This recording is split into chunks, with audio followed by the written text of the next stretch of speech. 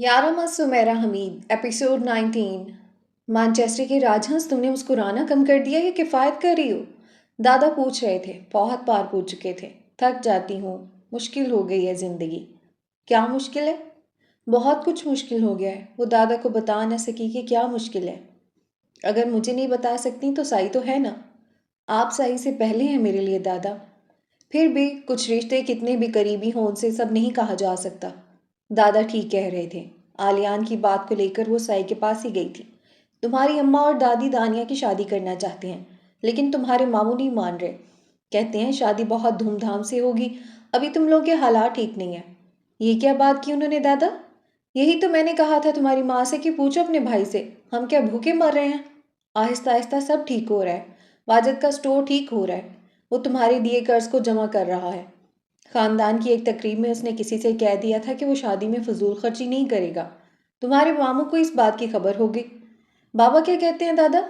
सब देखने और सुनने वालों को मिशी राइट्स की जानिब से अस्सलाम वालेकुम। जहाँ रहें खुश रहें, आबाद रहें और मुझे भी अपनी दुआओं में याद रखें। दोस्तों, नावल में मजीद आगे बढ़ने से पहले आप सबसे गुजारिश है कि चैनल को लाइक, सब्सक्राइब और शेयर कर दीजिए और बेल आइकन के बटन को दबाना मत भूला करें ताकि हर नई आने वाली अपडेट आप तक पहुँचती रहे।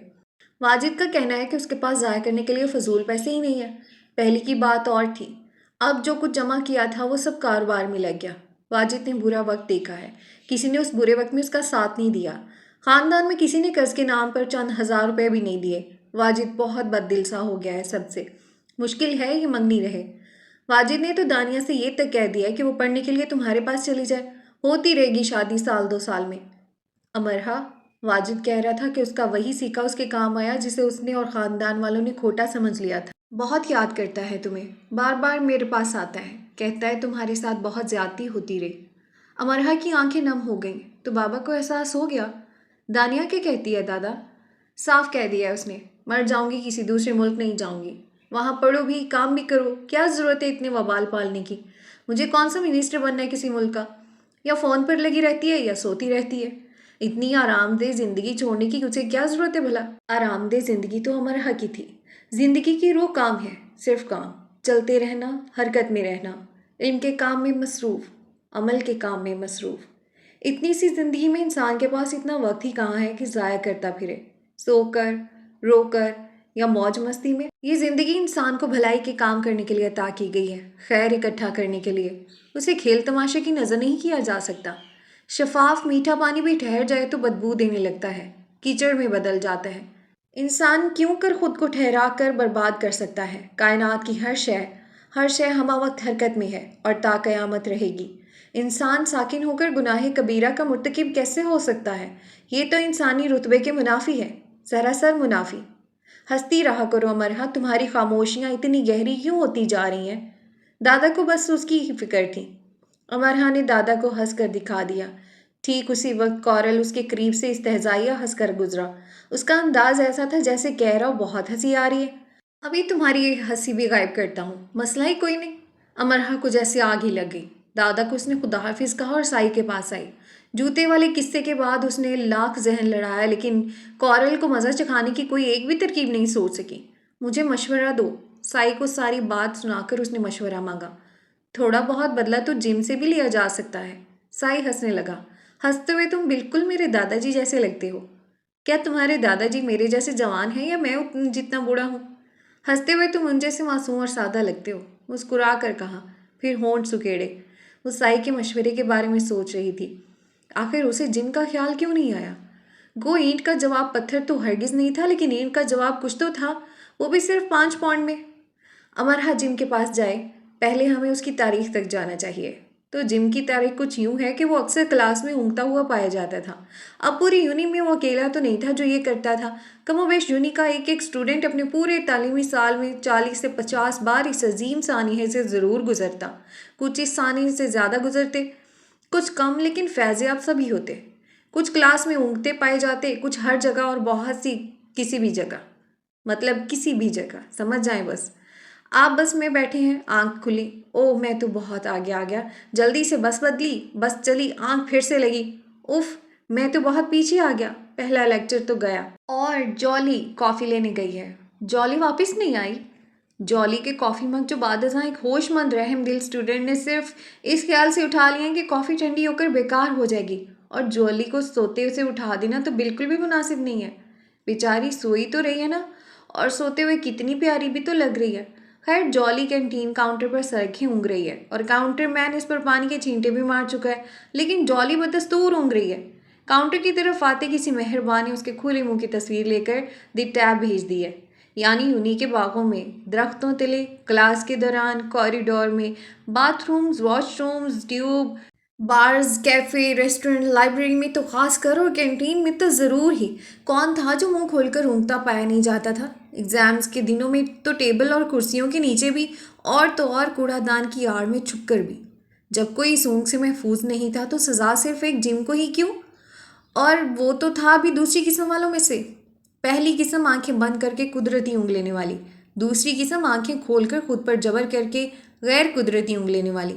दूसरी किस्म में वो लोग शामिल हैं जो अपने तालीमी रिकॉर्ड को बेहतर बनाने के लिए और एक अच्छे स्टूडेंट का खिताब पाने के लिए आंखें मीच कर नहीं खोल कर सोते हैं। जी हाँ, ऐसा मुमकिन है। मार्टिन लाइब्रेरी से किताबें इशू करवा रहा है। ब्राय मेहरबानी ज़रा जल्दी करें, मुझे ये इशू कर दें। हाथ को किताबों पर रखते हुए, ये मेरा हाथ है। लाइब्रेरियन: ओह, मैं मजाक कर रहा था, आंखें मसल कर। ये रही मेरी 3 किताबें, इन्हें इशू कर दें। माजरत के साथ ये लाइब्रेरी की मलकियत है। हम अपने ज़ेर इस्तेमाल कंप्यूटर और दीगर मशीन इशू नहीं कर सकते। आपको सिर्फ किताबें ही इशू की जा सकती हैं। ओह, आप समझे नहीं, मैं आपको हंसाना चाह रहा था, मज़ीद सख्ती से आंखें मसलते हुए। तुम्हारे जैसे 2-3 पहले ही मुझे बहुत हंसा गए हैं। मुझ में मज़ीद सकत नहीं रही हंसने की। अब ये काम तुम अपने प्रोफेसर्स और यूनी डीन के साथ जाकर करो। आप बुरा मान गए, मेरा मकसद तो महज तफरी था। मैं इस तरफ दाएं रुख खड़ा हूँ और मेरे कॉफ़ी मग पर से भी हाथ उठा लो, ये भी इशू नहीं होगा। अब जैकब लाइब्रेरी आया है। मुझे मेरी मतलूबा किताबें नहीं मिल रही। मिलेंगी भी कैसे? हम कैंटीन में किताबें नहीं रखते, डीन का ऑर्डर नहीं है। और अब जोनी कैंटीन गई है। एक वनीला कोक, नहीं, मेरा ख्याल है मुझे क्रीम कॉफ़ी ले लेनी चाहिए। एक क्रीम कॉफ़ी, ठीक है। किताबों की अलमारी में ढूंढ लो। 2 वनीला कोक और एक क्रीम कॉफ़ी मेरे लिए भी। और जॉनसन अपने दोस्त की कमर में ज़ोरदार घूंसा मारकर कहता है, तुमने मुझसे 20 पाउंड लिए थे, मेरे मरने के बाद वापस करने का इरादा है?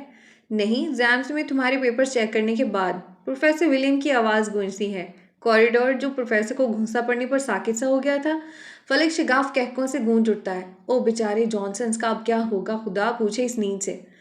तो हमारा जिम इन दूसरी किस्म वालों में से था। बेचारा प्रोफेसर का मानना था कि वो रात भर आवारागर्दी करता है और फिर उन्हीं की क्लास में ऐसे ऊँगता है जैसे उसका लेक्चर उस काबिल ही नहीं है कि उससे सुना जाए।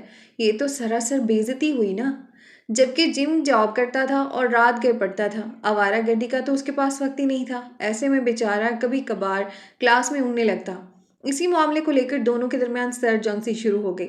अब वो मुकम्मल होशो हवास में भी है तो प्रोफेसर पार्कर ऐसे देखते हैं जैसे कहते हो, हाँ हाँ ऊँग लो जिम चूजे, मैं लोरी ही तो सुना रहा हूँ, चलो देर न करो और ऊँग लो। इस खामोश सर तंजिया जंग से तंग आकर एक दिन जिम बाकायदा खराटे लेकर ऊँगने लगा। उसे झंझोड़ने के बाद प्रोफेसर पार्कर उसे जिन नज़रों से देखा, उसका जी चाहा ग्रेजुएशन करने के अपने ख्वाब को आग लगाए और घर चला जाए। लेकिन फिर उसने हिम्मत की और अपने प्रोफेसर के दरमियान की सर जंग को ख़त्म करना चाहा, लेकिन कोई फ़ायदा नहीं हुआ। फिर उसने एक अमली सूरत इख्तियार की कि प्रोफेसर को समझा सके कि ऐसी तंजिया और सर जंग एक स्टूडेंट के साथ रवा रखने से कितनी तकलीफ होती है। उसने पूरे 5 दिन प्रोफेसर को देखने में गुजारे। प्रोफेसर पार्कर कॉरिडोर से गुजर रहे हैं, अपनी क्लास लेने जा रहे हैं। जिम एक हाथ का फासला रखे उनके साथ साथ चलते उन्हें उस अफ्रीकी कबाइल की तरह देख रहा है जो यूरोप की गोरी मेमों को देखकर मुंह बंद करना और आंखें झपकना भूल जाता है। जिम मुकम्मल संजीदा है। जिम खामोश घूर रहा है। व्हाट? प्रोफेसर पार्कर चिल्लाकर पूछ रहे हैं। नो जवाब। बस घूरना, मुसलसल घूरना। प्रोफेसर क्लास से बाहर आ रहे हैं, जिम साथ साथ घूरना जारी। गर्दन का जाविया एक सा, जैसे शिकंजे में कस दिया गया हो। एन प्रोफेसर के मुंह की समझ, ना कम इधर ना ज़्यादा उधर। प्रोफेसर अपने ऑफिस में बंद। ऑफिस के बाहर जिम खड़ा है। प्रोफेसर अगली क्लास के लिए ऑफिस से बाहर, जिम साथ, खामोशी से, इस्तकामत से। प्रोफेसर जल्दी से गाड़ी में बैठकर गाड़ी भगा ले गए हैं। अगले दिन पार्कर में जिम फिर से मौजूद है। गर्दन का ठीक वही जाविया, ना कम न ज्यादा, बिल्कुल ज़ोंबी की तरह। प्रोफेसर पार्कर ने इंतज़ामिया से रब्ता किया। इंतज़ामिया ने जिम से। वो मेरे प्रोफेसर हैं, मुझे उनसे प्यार है, मैं उन्हें देख सकता हूँ। ये कोई काबिल एतराज़ बात या जुर्म नहीं है। वाकई ये कोई जुर्म नहीं था। इंतजामिया ठंडा सांस भरकर रह गई। प्रोफेसर ने 2 दिन की छुट्टी ली। तीसरे दिन आए जिम फिर से पार्किंग से उनके साथ। क्या चाहते हो तुम मुझसे? प्रोफेसर पार्कर के साफ जवाब दे चुके हैं। जिम खामोश, घूरना जारी, उनके साथ साथ साय की तरह। खुदा ऐसी कड़ी आजमाइश से बचाए। दिनों में प्रोफेसर पार्कर और जिम यूनी में मशहूर हो गए। मुख्तलिफ डिपार्टमेंट से स्टूडेंट आ रहे हैं, ये तमाशा देख रहे हैं, तस्वीरें ले रहे हैं, वीडियो बना रहे हैं, ग्रुप की सूरत उसे जेर बहस लाकर कह लगा रहे हैं। लेकिन जिम खामोश है, संजीदा है और अपने काम के साथ पूरा पूरा इंसाफ कर रहा है। तो कोई हफ्ते बाद जिम ने प्रोफेसर पार्कर की जान छोड़ी। जाहिर आप समझ ही गए होंगे कि उसके बाद प्रोफेसर ने क्लास में ये मालूम करने की कतई कोई कोशिश नहीं की होगी कि आखिर खराटों की आवाज़ें कहाँ से आ रही हैं। नया नया जिम और प्रोफेसर पार्कर का वाकया हुआ था तो एक लड़का जिम के पास आया और उसे 5 पाउंड दिए। जो प्रोफेसर के साथ किया है वही फ्रेंड ऑफ स्टीवन के साथ भी कर दो। जिम ने 5 पाउंड रखे और एक दिन के लिए स्टीवन के दोस्त के पीछे भी ज़ोंबी बनकर लग गया। आहिस्ता आहिस्ता जिम की खिदमत दूसरे स्टूडेंट्स ने भी हासिल करना शुरू कर दी तो जिम ने कुछ उसूल वज़ा कर लिए। अब जब काम करना ही था तो ज़रा तरीके से कर लेना चाहिए था ना।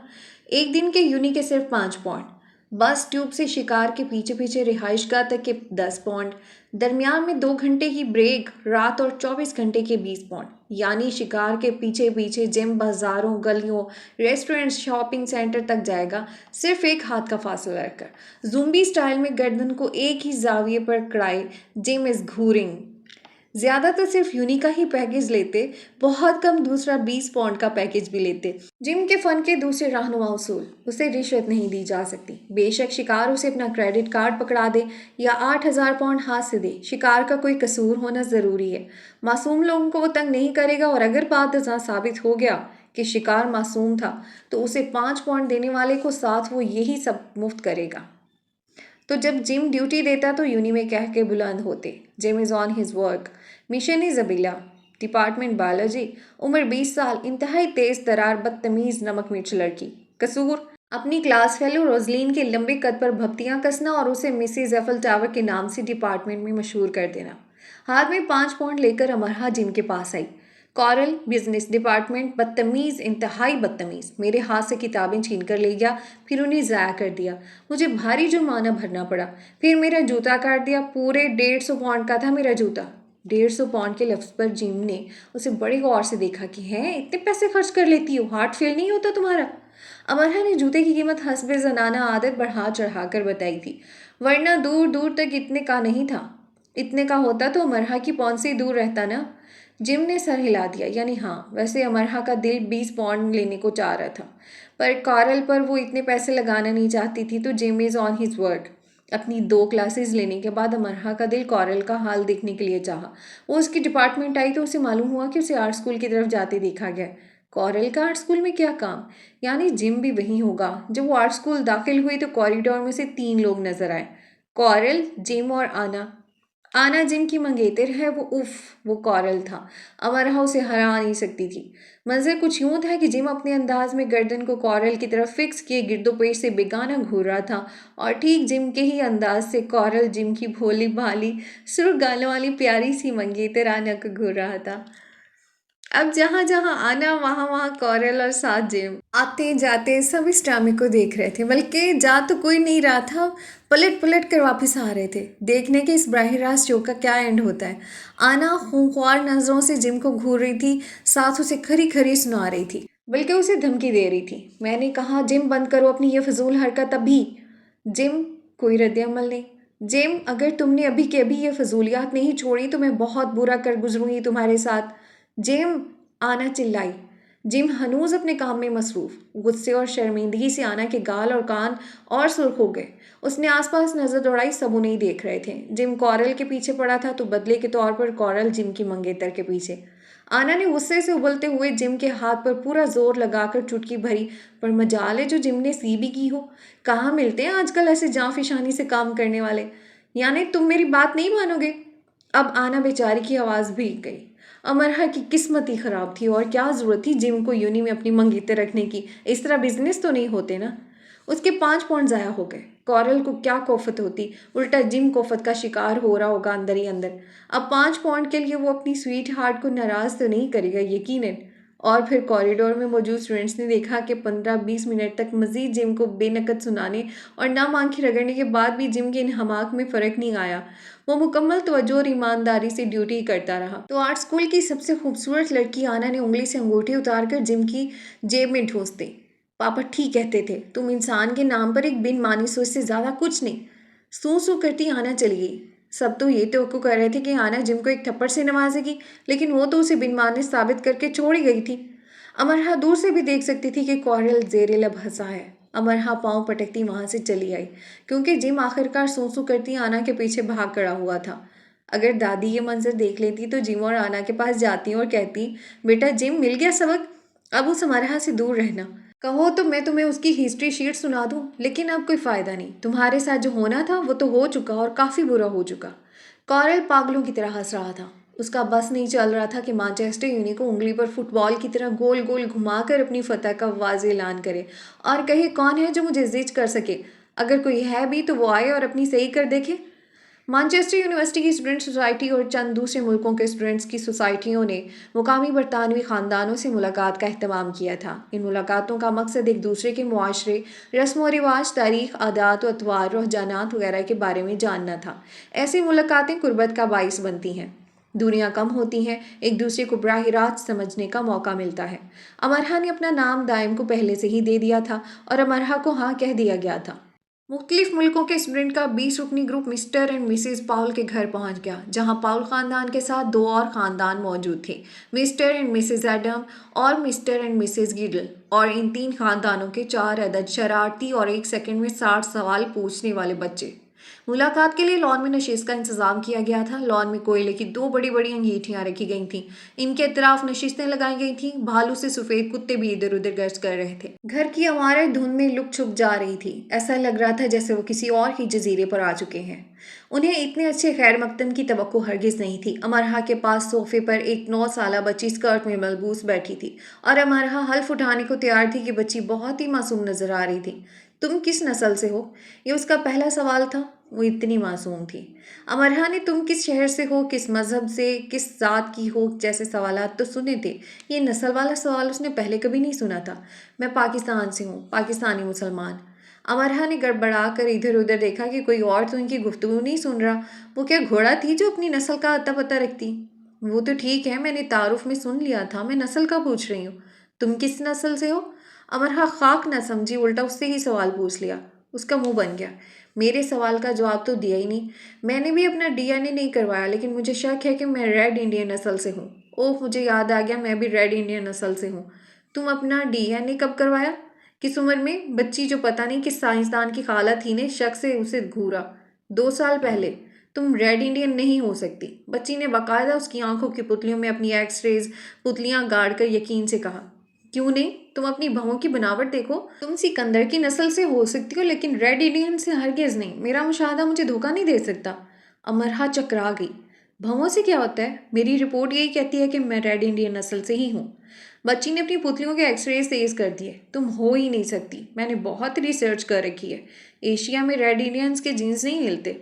माशाल्लाह, जिस बारे में अमरहा पहली बार सुन रही थी, 9 साला बच्ची इस पर तहकीक भी कर चुकी थी। बस मैं तो रेड इंडियन ही हूँ। मुझे नहीं मालूम कि तुम्हारी रिसर्च क्या कहती है, और तुम भूल रही हो तुम्हारे बड़े 100 साल तक हिंदुस्तान रहे हैं। ऐसा होना मुमकिन है। मेरे बड़े रहे हैं, लेकिन रेड इंडियंस नहीं। तुम मुझे अपनी रिपोर्ट दिखा सकती हो? वो पाकिस्तान में है। अमरहा को यकीन था कि बच्ची को टालना नामुमकिन सा था। तुम अपने ख़ानदान से कहो तुम्हें मेल कर दें, मैं भी पढ़ना चाहती हूँ। मैं अपने सब काम खुद करती हूँ। इतने मामूली से काम के लिए भी मैं अपने ख़ानदान वालों को जहमत देना नहीं चाहती। अमरहा तो एक झूठ बोलकर फंस गई। भला कह देती मुझे नहीं मालूम मैं किस नस्ल से हूँ। बच्ची शक से उसे देखती रही और अगला सवाल उसके मुंह से निकलते देखकर अमरहा ने उंगली से उसे खामोश रहने का इशारा किया और कोरियन लड़के की तरफ इशारा किया जो किसी एक मिसेज की फरमाइश पर अपना देसी गाना सुनाने जा रहा था। एडम खानदान का 11 साला जैरी गिटार बजा रहा था। साथ वो सब चाय के साथ फिश एंड चिप्स कॉटेज पाए खा रहे थे। कोरियन का गाना खत्म हुआ तो उन्हें ईस्टर पर नित नए अंदाज से पेंट किए जाने वाले अंडों के बारे में बताया गया और टोकरी भरकर अंडे उनके आगे पेश किए गए। कुछ खानदानी एल्बम्स दिखाए गए। साथ उन्हें मौका दिया गया कि उनके खानदान, रहन सहन और दीगर बातों के बारे में वो सब सवाल जवाब करें। इस दौरान डीएनए बच्ची मुसलसल अमरहा का जायजा लेती रही कि वो कैसे हंस रही है, कैसे खा रही है और किस किस्म के सवालात पूछ रही है। उसने चुपके से अमरहा की एक तस्वीर भी ले ली। यकीनन अमरहा की ये तस्वीर उसी ज़ाती रिसर्च गाह उसके उसातज़ा और उस जैसे ही दूसरे बच्चों के सामने पेश होगी कि मालूम किया जाए कि यह लड़की रेड इंडियंस अमेरिकन है, ऑस्ट्रेलियन है या रेड इंडियंस अफ्रीकन है भी कि नहीं। बंगाली माला से लोक कहानी सुनने की फरमाइश की गई और उसने सुना दी। अमरहा को अपनी फिक्र लग गई। ये बरतानवी लोगों को आखिर कहानियों का इतना शौक क्यों होता है। हमारे बच्चे भी इतने शौक से नहीं सुनते जितने शौक से इनके बड़े बूढ़े सुनते हैं। लोक कहानी तो अमरहा को बिल्कुल ही नहीं आती थी। कभी उसके घर में ऐसी बातों का तरद्दुद ही नहीं किया गया था। वहाँ तो सब इधर वालों की बातें, उधर वालों की बातें, फलां की शादी, फलां का रिश्ता, फलां कपड़े, जूते, ये वो सब बेकार की बातें होती। उसे ये मालूम ही नहीं था कि पंजाब की लोक कहानियाँ हैं कौन कौन सी। थोड़ी सी देर के लिए एक तरफ कोने में होकर उसने दादा को फ़ोन किया। तुम हीर रांझा सुना देना, दादा ने मशवरा दिया। ये तो उसे ख्याल ही नहीं आया था। उसने फिल्म देखी थी, उसे कहानी याद थी, लेकिन उसकी नौबत ही नहीं आई। उन्हें लोक कहानी से ज़्यादा सूफीज़म में दिलचस्पी थी और वो अमरहा से मुख्तलिफ सूफ़ी बुजुर्गों के बारे में सवालात करने लगे। साथ साथ उन्होंने देसी खानों के बारे में मालूमात ली। सुना है हिंदुस्तान में ज़बरदस्ती शादियाँ करवा दी जाती हैं। मिसिज एडम ने पूछा। मैं हिंदुस्तानी नहीं पाकिस्तानी हूँ। अमरहा बड़ी जुज़बुज़ हुई। मिसिज एडम हंसने लगीं। तुम सब पाकिस्तानी, इंडियन, हिंदुस्तानी कहलाए जाने पर इतना चिढ़ते क्यों हो। हिंदुस्तानी से मुराद हमारी बरे सगीर होता है। तुम लोग हमें यूरोपियन कहते हो, हमें अमरीकी कहते हो, हम नहीं चिढ़ते। हिंदुस्तान से मुराद एक खिता है जो बिलाशुबा तारीखी अहमियत का हामिल है, जिसे यूरोप में जादू नगरी कहा जाता है। मेरे रिश्ते के चचा जब अपने कारोबार से दिवालिया हो गए तो उन्होंने हिंदुस्तान का सफ़र किया।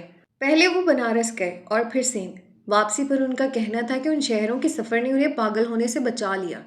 बनारस में वो साधुओं के साथ वक्त गुजारते रहे और सिंध में पीरों फकीरों के साथ। अमरहा खामोश हो गई और मिसेज एडम के पूछे गए सवाल के बारे में सोचने लगी। अमरहा को डर था कि उससे ये सवाल पूछा जाएगा और वो पूछ लिया गया। ऐसा नहीं है, जहाँ तालीम और सोच की कमी है वहाँ ये सब होता है। इस्लाम ने तो सख्ती से लड़का लड़की की मर्जी पूछने का हुक्म दिया है।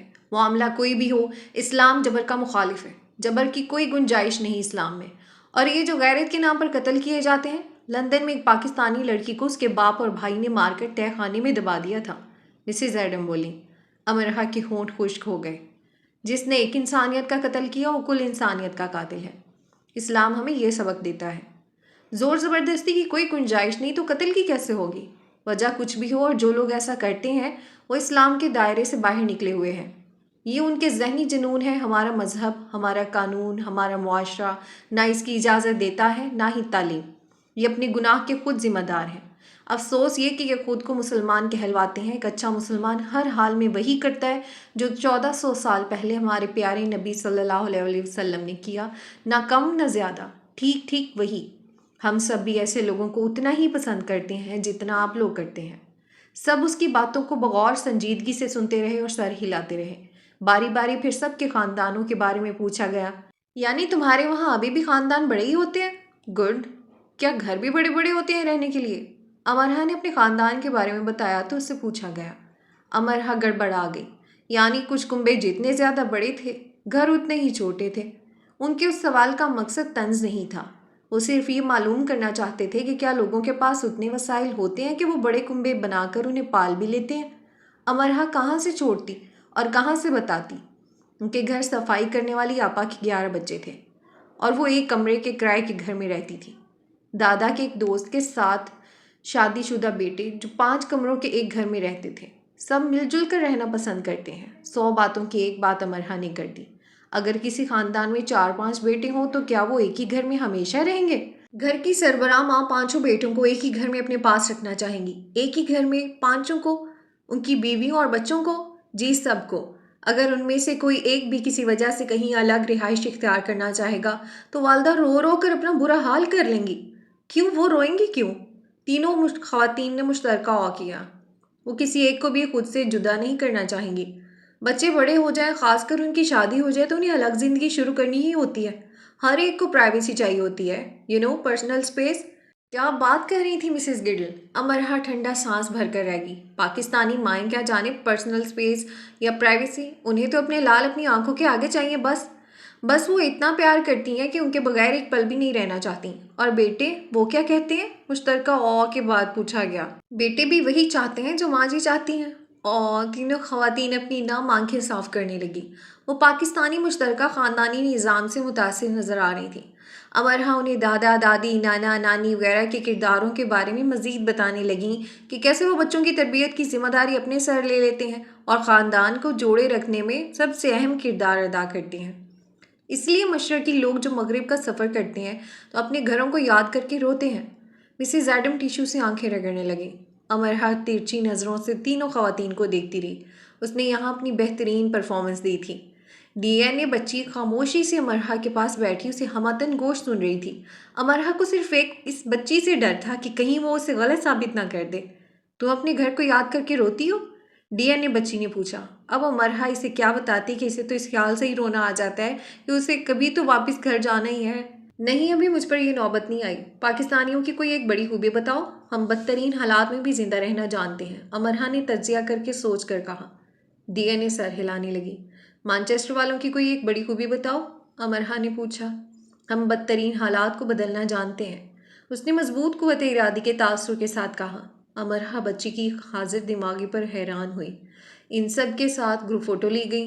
मिसेस एडम ने इनके लिए एक छोटी सी तकरीर की जिसके आखिरी जुमले को अमरहा ने डीएनए बच्ची की तरह नोटबुक में नोट कर लिया। There are never any winners और any losers, participation is all, remember that and enjoy the challenge of each moment as it arises now.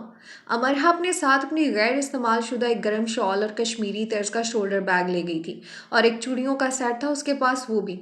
ये तीनों चीज़ें उसने तीनों खवातीन को पेश की और इन तीनों के चेहरे ऐसे दमकने लगे जैसे उन्हें बेशकीमत जवाहर पेश कर दिए गए हों। जाते हुए उन सबको होम बेक पाई दी गई। डीएनए बच्ची ने उसे अपना ईमेल एड्रेस दिया कि अमरहा हर सूरत उसे अपनी रिपोर्ट भेज दे। अमरहा उसे ज़रूर भेज देगी अगर वो अपना डीएनए करवाने में कामयाब हो गई और खुशकिस्मती से वो रेड इंडियन भी निकल आई तो। मानचेस्टर पकार्डली गार्डन में 230 फीट ऊंचा स्टार फ्लायर झूला है जो इतनी बुलंदी पर बुलंदी से ही नाजा है। अमरहा देखो कि 230 फीट की बुलंदी से मानचेस्टर कैसा लगता है। यूनी के बाग में गुमसुम बैठा देखकर वीरा ने करीब आकर उसे लालच दी और ज़बरदस्ती उसे अपने साथ बिठाकर पकार्डली गार्डन ले आई।